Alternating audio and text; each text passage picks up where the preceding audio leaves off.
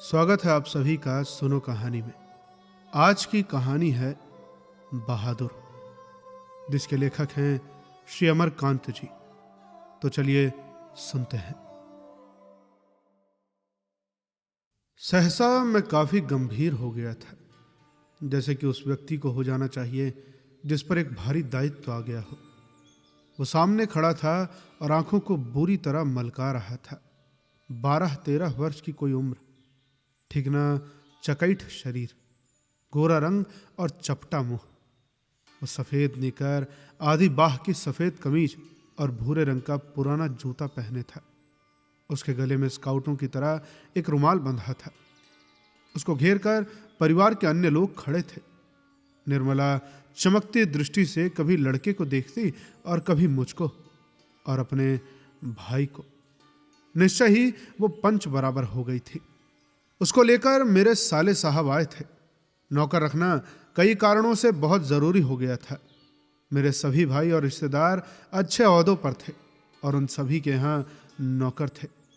मैं जब बहन की शादी में घर गया तो वहां नौकरों का सुख देखा। मेरी दोनों भाभियां रानी की तरह बैठकर चारपाई तोड़ती थी, जबकि निर्मला को सवेरे से लेकर रात तक खटना पड़ता था। मैं ईर्ष्या से जल गया। इसके बाद नौकरी पर वापस आया तो निर्मला दोनों जून नौकर चाकर की माला जपने लगी। उसकी तरह अभागिन और दुखिया स्त्री और भी कोई इस दुनिया में होगी? वे लोग दूसरे होते हैं जिनके भाग्य में नौकर का सुख होता है। पहले साले साहब से उसका किस्सा सुनना पड़ा। वो एक नेपाली था जिसका गांव नेपाल और बिहार की सीमा पर था। उसका बाप युद्ध में मारा गया था और उसकी माँ सारे परिवार का भरण पोषण करती थी।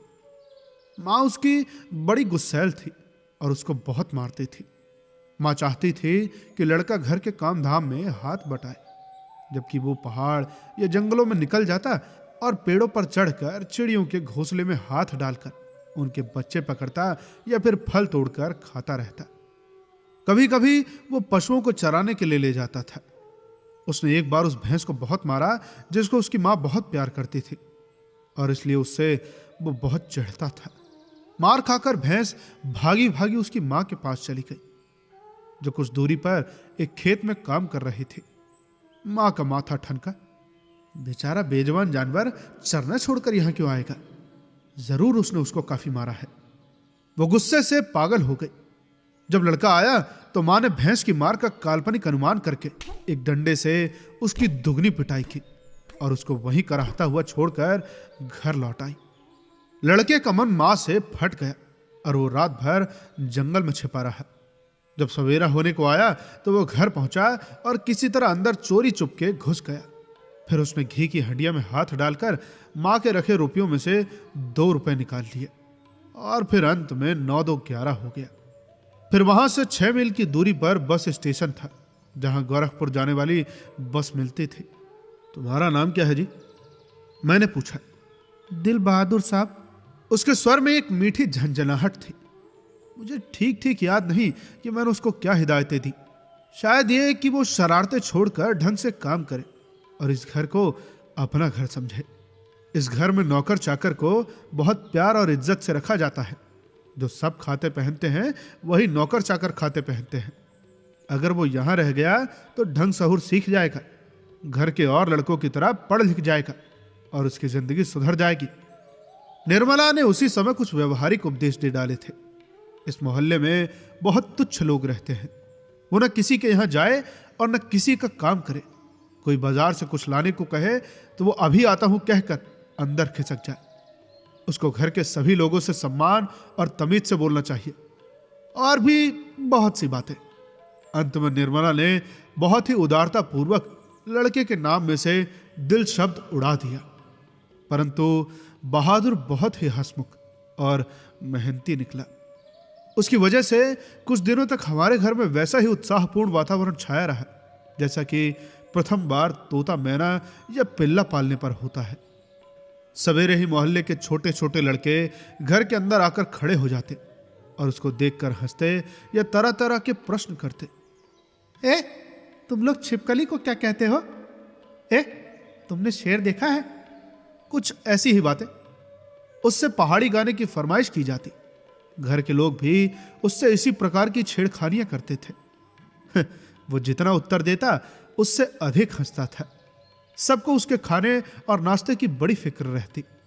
निर्मला आंगन में खड़े होकर पड़ोसियों को सुनाते हुए कहती थी, बहादुर, आकर नाश्ता क्यों नहीं कर लेते? अरे मैं दूसरी औरतों की तरह नहीं हूं जो नौकर चाकर को तलती भूनती है। मैं तो नौकर चाकर को अपने बच्चे की तरह रखती हूं।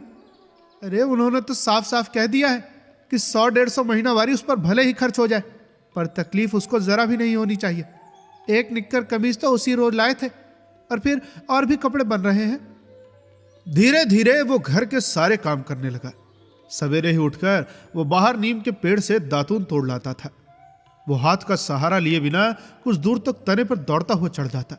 मिनट भर में वो पेड़ की पुलई पर नजर आता। निर्मल छाती पीट कर कहती थी, अरे रिछ बंदर की जात, कहीं गिर गया तो बड़ा बुरा होगा। वो घर की सफाई करता, कमरों में पोछा लगाता, अंगीठी जलाता, चाय बनाता और पिलाता। दोपहर में कपड़े धोता और फिर बर्तन मलता। वो रसोई बनवाने की भी जिद करता, पर निर्मल स्वयं सब्जी और रोटी बनाती। निर्मला को उसकी बहुत फिक्र रहती थी। उसकी उन दिनों तबीयत ठीक नहीं रहती थी, इसलिए वो कुछ दवा ले रही थी। बहादुर उसको कोई काम करते देखता तो कहता, माता जी मेहनत न करो, अरे तकलीफ बढ़ जाएगी। वो कोई भी काम करता होता, समय होने पर हाथ धोकर भालू की तरह दौड़ता हुआ कमरे में जाता और दवाई का डिब्बा निर्मला के सामने लाकर रख देता। जब मैं शाम को दफ्तर से आता तो घर के सभी लोग मेरे पास आकर दिन भर के अपने अनुभव सुनाते थे। बाद में वो भी आता था। वो एक बार मेरी ओर देखकर सिर झुका लेता और धीरे धीरे मुस्कुराने लगता। वो किसी बहुत ही मामूली घटना की रिपोर्ट देता। बाबूजी, बहन जी का एक सहेली आया था, या बाबूजी भैया सिनेमा गया था। उसके बाद वो इस तरह हंसने लगता था गोया बहुत ही मजेदार बात कहती हो। मैं उससे बातचीत करना चाहता था, पर ऐसी इच्छा रहते हुए भी मैं जानबूझकर बहुत गंभीर हो जाता था और दूसरी ओर देखने लगता था। निर्मला कभी कभी उससे पूछती थी, बहादुर, तुमको अपनी मां की याद आती है? नहीं। क्यों? वो मारता क्यों था? इतना कहकर वो खूब हंसता था, जैसे मार खाना खुशी की बात हो। अच्छा, तब तुम अपना पैसा मां के पास कैसे भेजने को कहते हो? अरे माँ बाप का कर्जा तो जन्म भर भरा जाता है। वो और भी हंसता था। निर्मला ने उसको एक फटी पुरानी दरी दे दी थी। घर से वो एक चादर भी ले आया था। रात को काम धाम करने के बाद वो भीतर के बरामदे में एक टूटी हुई बंस खट पर अपना बिस्तर बिछाता था। वो बिस्तर पर बैठ जाता और जेब में से कपड़े की एक गोल सी नेपाली टोपी निकालकर पहन लेता, जो बाईं ओर काफी झुकी रहती थी। फिर वो एक छोटा सा आईना निकालकर बंदर की तरह उसमें अपना मुंह देखता था। वो बहुत ही प्रसन्न नजर आता था। इसके बाद कुछ और भी चीजें उसकी जेब से निकलकर उसके बिस्तरे पर सज जाती थी। कुछ गोलियां, पुराने ताश की एक गड्डी, कुछ खूबसूरत पत्थर के टुकड़े, ब्लेड, कागज की नावें। वो कुछ देर तक उनसे खेलता था। उसके बाद वो धीमे धीमे स्वर में गुनगुनाने लगता था। उन पहाड़ी गानों का अर्थ हम समझ नहीं पाते थे, पर उनकी मीठी उदासी सारे घर में फैल जाती, जैसे कोई पहाड़ की निर्जनता में अपने किसी बिछड़े हुए साथी को बुला रहा हो।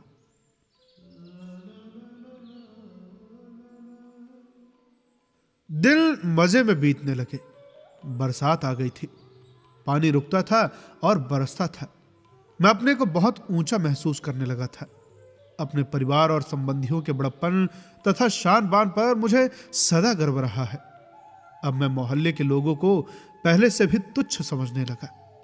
मैं किसी से सीधे मुंह बात न करता, किसी की ओर ठीक से देखता भी नहीं था। दूसरे के बच्चों को मामूली सी शरारत पर डांट डपट देता था। कई बार पड़ोसियों को सुना चुका था, अरे जिसके पास कलेजा है वही आजकल नौकर रख सकता है, घर के सवांग की तरह रहता है। निर्मला भी सारे मोहल्ले में शुभ सूचना दी आई थी। अरे आधी तनख्वाह तो नौकर पर ही खर्च हो रही है, पर रुपया पैसा कमाए किस लिए जाता है भाई? ये तो कई बार कह ही चुके हैं कि तुम्हारे लिए दुनिया के किसी कोने से नौकर जरूर लाऊंगा। वही हुआ, निसंदेह बहादुर की वजह से सबको बहुत आराम मिल रहा था। घर खूब साफ और चिकना रहता, कपड़े चमाचम सफेद।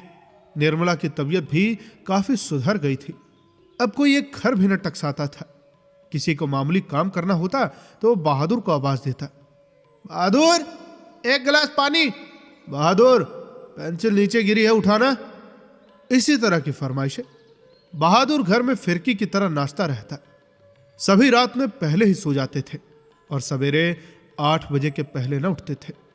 मेरा बड़ा लड़का किशोर काफी शान शौकत और रौब दाब से रहने का कायल था और उसने बहादुर को अपने कड़े अनुशासन में रखने की आवश्यकता महसूस कर ली थी।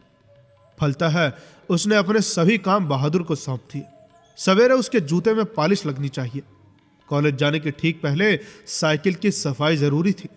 रोज ही उसके कपड़ों की धुलाई और इस्त्री होनी चाहिए और रात में सोते समय वो नित्य बहादुर से अपने शरीर की मालिश कराता और फिर मुक्की भी लगवाता। पर इतनी सारी फरमाइशों की पूर्ति में कभी कभी कोई गड़बड़ी भी हो जाती।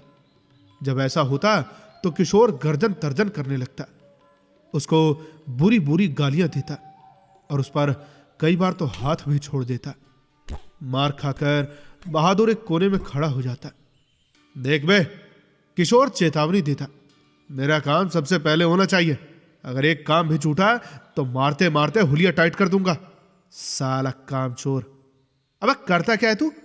बैठा बैठा खाता है बस। रोज ही कोई ना कोई ऐसी बात होने लगी जिसकी रिपोर्ट पत्नी मुझे देती थी। मैंने किशोर को मना किया पर वो नहीं माना, तो मैंने ये सोचकर छोड़ दिया कि थोड़ा बहुत तो यूं चलता ही रहता है। फिर एक हाथ से ताली कहां बजती है। बहादुर भी बदमाशी करता होगा। पर एक दिन जब मैं दफ्तर से आया तो मैंने किशोर को एक डंडे से बहादुर की पिटाई करते हुए देखा। निर्मला कुछ दूरी पर खड़ी हां हां कहती हुई मना कर रही थी। मैंने किशोर को डांट कर अलग किया। कारण यह था कि शाम को साइकिल की सफाई करना बहादुर भूल गया था। किशोर ने उसको मारा तथा गालियां दी तो उसने उसका काम करने से इनकार कर दिया। तुम साइकिल साफ क्यों नहीं करते? मैंने उससे कड़ाई से पूछा। भैया ने मेरे बाप को क्यों लाकर खड़ा किया? वो रोते हुए बोला। मैं जानता था कि किशोर उसको और भी भद्दी गालियां देता था, लेकिन आज उसने उसे सुअर का बच्चा कहा था जो उसे बर्दाश्त न हुआ। निसंदेह वो गाली उसके बाप पर पड़ती थी। मुझे कुछ हंसी आ गई। खैर, किशोर के व्यवहार को अच्छा नहीं कहा जा सकता, पर गृह स्वामी होने के कारण मुझ पर कुछ और गंभीर दायित्व भी थे। मैंने उसे समझाया, बहादुर ये आदतें ठीक नहीं। तुम ठीक से काम करोगे तो तुमको कोई कुछ भी नहीं कहेगा। मेहनत बहुत अच्छी चीज है। जो उससे बचने की कोशिश करता है वो कुछ भी नहीं कर सकता। ये रूठना फूलना मुझे सख्त नापसंद है। तुम तो घर के लड़के की तरह हो। घर के लड़के मार नहीं खाते क्या? अरे हम तुमको जिस सुख आराम से रखते हैं वो कोई और रखेगा क्या? अरे जाकर दूसरे घरों में देखो तो पता लगे। बेचारे नौकर चाकर भरपेट भोजन के लिए तरसते रहते हैं। अच्छा चलो, सब खत्म हुआ, अब जाओ और काम धाम करो। वो चुपचाप सुनता रहा, फिर हाथ मुंह धोकर काम करने लगा। जल्दी वो प्रसन्न भी हो गया। रात में सोते समय वो अपनी टोपी पहनकर देर तक गाता रहा। लेकिन कुछ दिनों बाद एक और गड़बड़ी शुरू हुई। निर्मला बहुत पतली पतली रोटियां सेकती थी, इसलिए वो रोटी बनाने का काम कभी बहादुर से नहीं लेती थी। लेकिन मोहल्ले की किसी औरत ने उसे सिखा दिया कि परिवार के लिए रोटी बनाने के बाद वो बहादुर से कहे कि वो अपनी रोटी खुद बना लिया करे, नहीं तो नौकर चाकर की आदत खराब हो जाती है। महीन खाने से उनकी आदत बिगड़ जाती है। ये बात निर्मला को जच गई थी और रात में उसने ऐसा ही प्रयोग किया। वो अपनी रोटियां बनाकर चौके में से उठ गई। बहादुर का मुंह उतर गया। वो चूल्हे के पास सिर झुकाकर चुपचाप खड़ा रहा। निर्मला ने पूछा।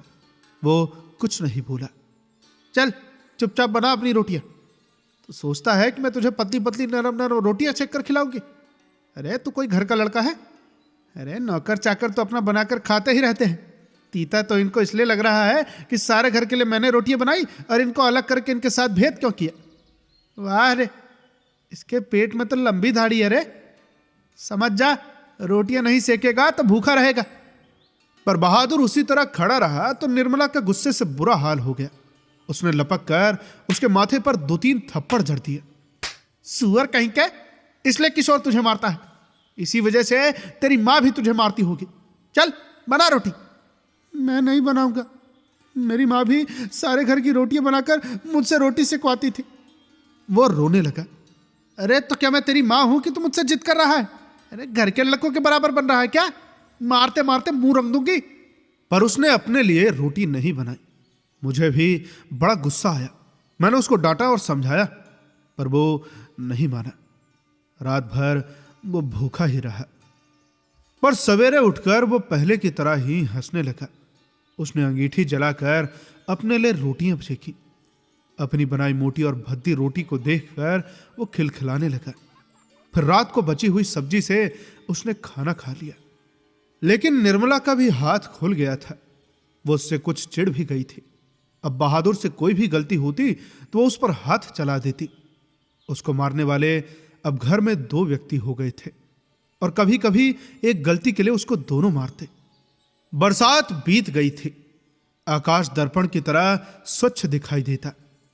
मैंने बहादुर के मां के पास चिट्ठी लिखी थी कि उसका लड़का मेरे पास मजे में है और मैं उसकी तनख्वाह के पैसे उसके पास भेज दिया करूंगा। लेकिन कई महीनों के बाद भी उधर से कोई जवाब नहीं आया था। मैंने बहादुर से कह दिया था कि उसका पैसा यहां जमा रहेगा, जब घर जाएगा तो लेता जाएगा। पर अब बहादुर से भूल गलतियां अधिक होने लगी थी। शायद इसका कारण मारपीट और गाली गलौज हो। मैं कभी कभी इसको रोकना चाहता, फिर यह सोचकर चुप लगा जाता कि नौकर चाकर तो मारपीट खाते ही रहते हैं। एक दिन रविवार को मेरी पत्नी के एक रिश्तेदार आए। वे बीवी बच्चों के साथ थे। वे अपने किसी खास संबंधी के यहां आए थे, तो सोचा कि यहां भी भेंट मुलाकात करने के लिए चले। घर में बड़ी चहल पहल मच गई। मैं बाजार से रोहू मछली और देहरादूनी चावल ले आया। नाश्ते पानी के बाद बातों की जलेबी छलने लगी। पर इसी समय एक घटना हो गई। अचानक उस रिश्तेदार की पत्नी नीचे फर्श पर झुककर देखने लगी। फिर उसने चारपाई के अंदर झांक कर देखा।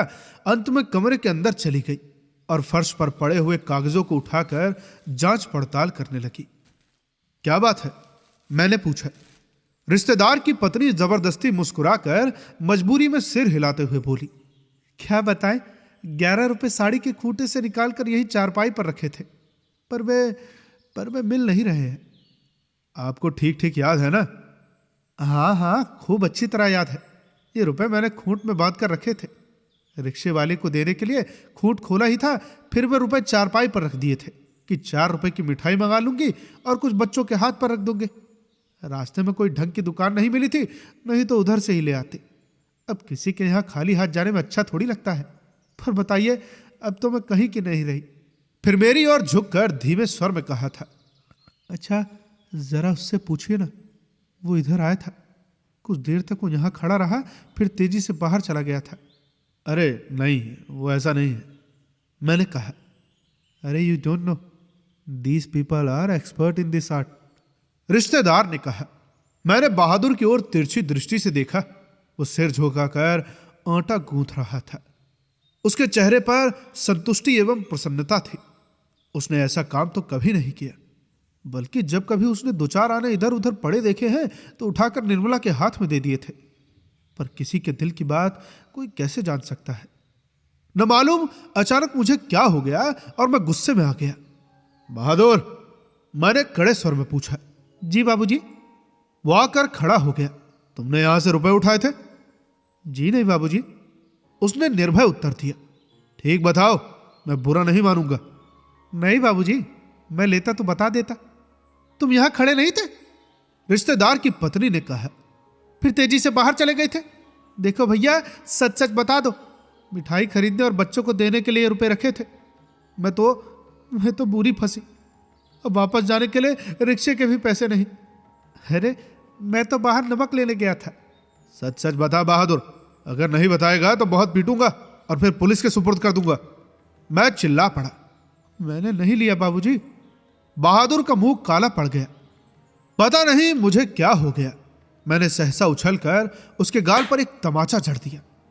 मैं आशा कर रहा था कि ऐसा करने से वो बता देगा। तमाचा खाकर वो गिरते गिरते बचा। उसकी आंखों से आंसू गिरने लगे।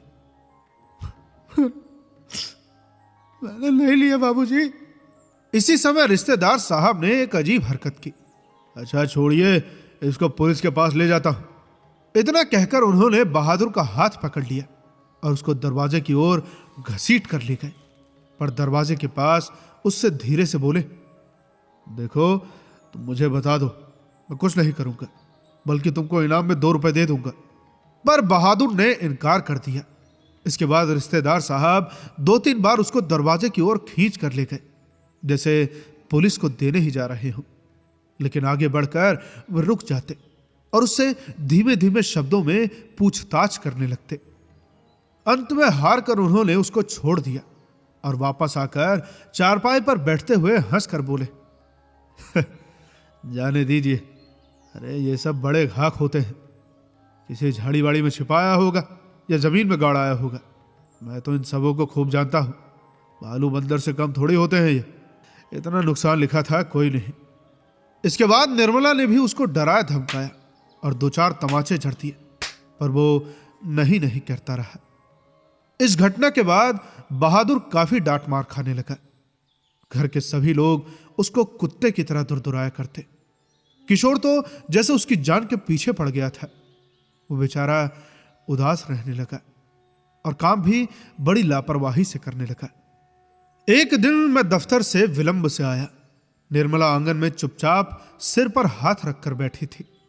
अन्य लड़कों का पता नहीं था। केवल लड़की अपनी मां के पास खड़ी थी। अंगीठी भी अभी जली नहीं थी। आंगन गंदा पड़ा था, बर्तन बिना मले हुए रखे थे और सारा घर जैसे काट रहा था। क्या बात है? मैंने पूछा। बहादुर भाग गया। भाग गया? क्यों? पता नहीं, आज तो कुछ हुआ भी नहीं था। सवेरे से ही बड़ा प्रसन्न था, बराबर माताजी किए जा रहा था। दोपहर में खाना खाया, उसके बाद आंगन से सिल बट्टा लेकर बरामदे में रखने जा रहा था कि सिल हाथ से टूटकर गिर गई और फिर 2 टुकड़े हो गए। शायद इसी डर से वो भाग गया कि लोग मारेंगे। अरे पर मैं इसके लिए उसे थोड़ी कुछ कहती। क्या बताऊं, मेरी किस्मत में तो आराम ही नहीं है। अच्छा, कुछ ले गया क्या? यही तो अफसोस है, कोई भी सामान नहीं ले गया। उसके कपड़े, उसका बिस्तरा, उसके जूते सभी छोड़ गया। पता नहीं उसने हमें क्या समझा। अगर वो कहता तो मैं उसे रोकती थोड़े, बल्कि उसको खूब अच्छी तरह पहना उड़ा कर बेचती।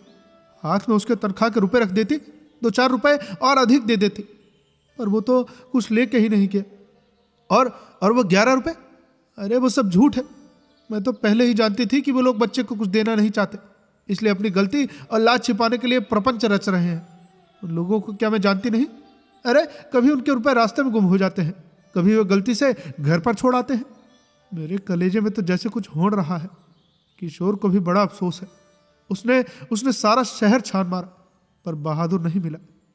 तभी किशोर आकर कहने लगा, अम्मा, एक बार भी बहादुर अगर मिल जाता ना तो मैं उसको पकड़ लेता और फिर कभी न जाने देता। उससे माफी मांग लेता अम्मा, और फिर कभी न मारता। सच, अब ऐसा नौकर कभी नहीं मिलेगा। अरे राम, कितना आराम दे गया वो। अगर वो कुछ चुरा कर ले गया होता तो थोड़ा संतोष हो जाता। निर्मला आंखों पर आंचल रखकर रोने लगी। मुझे बड़ा क्रोध आया। मैं चिल्लाना चाहता था, पर भीतर ही भीतर मेरा कलेजा जैसे बैठ रहा था। मैं वहीं चारपाई पर सिर झुकाकर बैठ गया। मुझे एक अजीब सी लघुता का अनुभव हो रहा था। यदि मैं न मारता तो शायद वो जाता न। मैंने आंगन में नजर दौड़ाई। एक और स्टूल पर उसका बिस्तरा रखा था। अलगनी पर उसके कुछ कपड़े टंगे थे। स्टूल के नीचे वो भूरा जूता था जो मेरे साले साहब के लड़के का था। मैं उठकर अलगनी के पास गया और उसके नेकर की जेब में हाथ डालकर उसका सामान निकालने लगा। वही गोलियां, पुराने ताश की गट्टी, खूबसूरत पत्थर, ब्लेड और फिर कागज की नावें। तो कैसी लगी आपको यह कहानी? अगर यह कहानी आपको पसंद आई हो तो हमें कमेंट बॉक्स में जरूर बताएं और साथ ही साथ हमें बताएं कि आगे आप और कौन सी कहानियां सुनना चाहते हैं। जल्द ही मिलेंगे आपसे अगली कहानी के साथ। तब तक के लिए सुनते रहिए सुनो कहानी की अन्य कहानियां। धन्यवाद।